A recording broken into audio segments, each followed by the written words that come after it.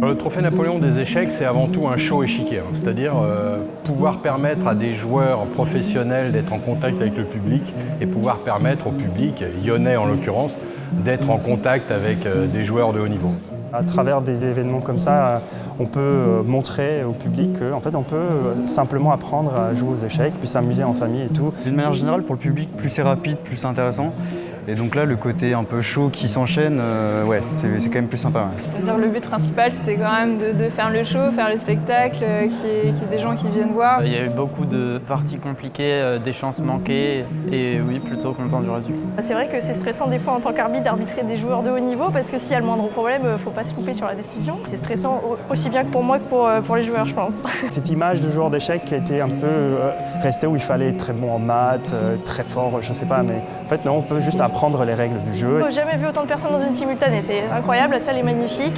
Je me souviens quand j'étais très jeune, une des premières fois que je participais à une simultanée, j'ai pu jouer contre un grand maître et là j'oublierai pas, quoi. C'est un souvenir et justement je me dis à travers des simultanées comme ça, je suis sûr que certaines personnes vont garder aussi des très bons souvenirs. 1000 bravo.